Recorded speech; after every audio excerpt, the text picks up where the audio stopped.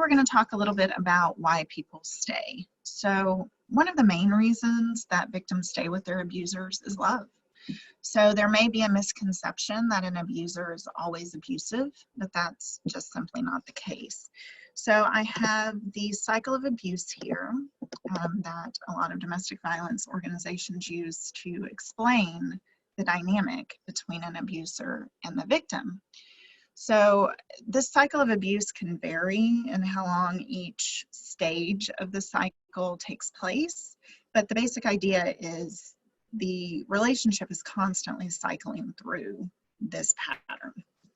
So there's the tension building is kind of where the abusive process begins. So tensions start to increase, there's a breakdown of communication, the victim becomes fearful and feels like they need to fix things, right? So they need to make the abuser happy so that they can get this person that they fell in love with back, because who they fell in love with is not the person that they're seeing right now. Usually the abuser is really great at the beginning.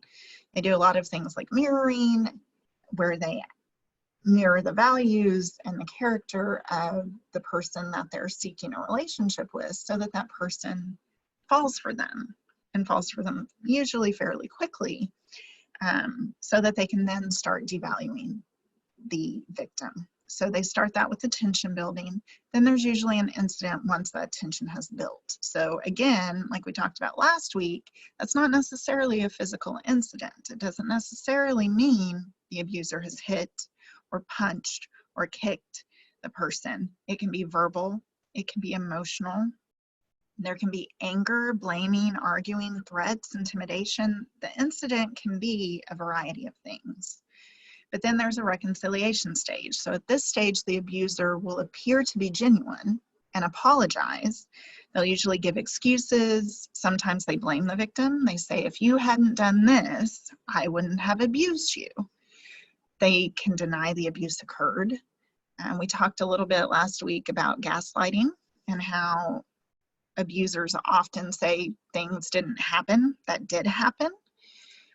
And another form of gaslighting is saying that something wasn't as bad as it really was. So they're really starting to manipulate and play with the victim's mind at this point and make them think that what they remember isn't the actual truth. And once that's done, there's this calmness, right? So the incident's gone, the abuse isn't there anymore, and they're in this honeymoon phase. This is the person that the victim originally fell in love with. And so they're back, and the victim feels like things are better. And then at some point, the cycle starts again. And these phases can last anywhere from a couple of days to a couple of months. I mean, there's no real time period on them, but it is constant in that it will always keep going through this cycle. So with that in mind, more reasons that a victim may stay is fear, right? So they may be afraid based on what they've seen of their abuser, what the abuser might do to them if they leave, what the abuser might do to people or things that they love. They also have a fear sometimes of being able to take care of themselves, especially in places where there's been economic abuse and they don't have any access to financial documents or accounts whatsoever. Then it can be really hard to imagine getting out there and getting on your feet when you have no resources to do so. Also, the abuse might be normalized. So as we talked about, they're continuing this cycle of abuse throughout the relationship. And so the victim just may not recognize that they're being abused. Maybe they have been in a situation in the past that was abusive, and so this seems healthy and normal to them. Or maybe when they talk to other people, those people don't fully understand the situation or don't feel comfortable talking about it. And so in some ways they're validating that it's not an abusive relationship because they're not making a big deal about it, or they don't believe it. So to them, to the victim, they may not realize that it's abuse yet.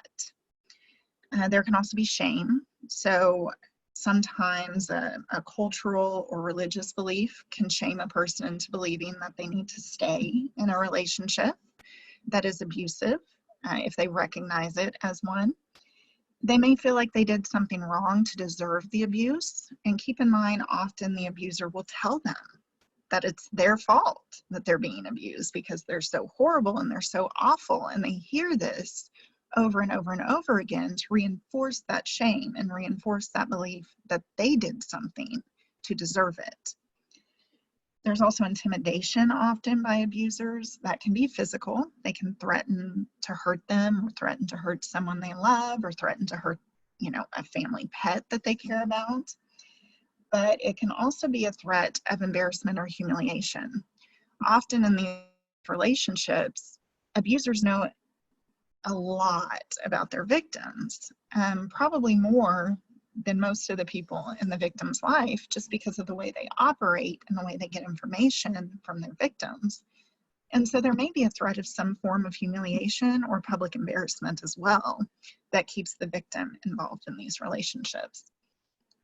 There's also low self-esteem. Often the victims are constantly hearing how horrible they are, or how nobody else cares about them, or how nobody else will ever want them, and it's just constant. And so they start to believe that, whether they want to or not.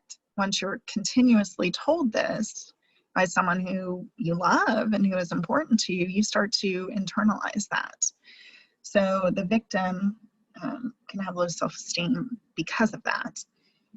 And we kind of touched on it a little bit earlier, but often there's a lack of resources available for victims. So not only is it financial, but oftentimes the abuser will isolate the victim from family and friends. So the victim doesn't have even an emotional support group to turn to in order to get out of the situation, to get back on their feet. Another reason that a victim might stay is if they have a disability, or if they are an immigrant. They could be concerned about their ability to stay in the country or to live independently if they have special circumstances like that, and it will keep them connected to the abuser. And of course, one of the top reasons that a lot of victims stay is because of the children. There is kind of two edges to that sword. So the first edge is this belief that they want this family to remain intact and they want their children to have both parents. And so often victims will stay because they think that having both parents is better than having one parent. And on the other side of that, victims may stay for the children because they're scared of what could happen to the children if the children were alone with the abuser. So often the victim in the abusive relationship will stay because they know that they can be there to see what would happen to the children and possibly protect the children if the abuser were to turn the abuse on them, which often is the case. A lot of men who abuse women also abuse children. A lot of women who abuse men also abuse children. So it's definitely a viable threat.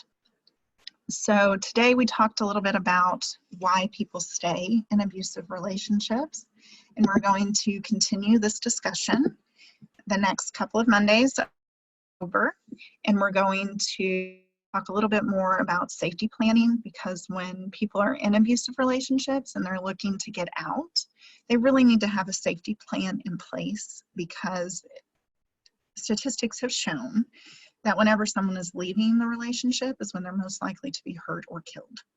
And so, not to terrify anyone who knows someone in this situation, but with proper safety planning, someone can get out of an abusive relationship and move forward and on with their life. And so that will be our next topic, is safety planning.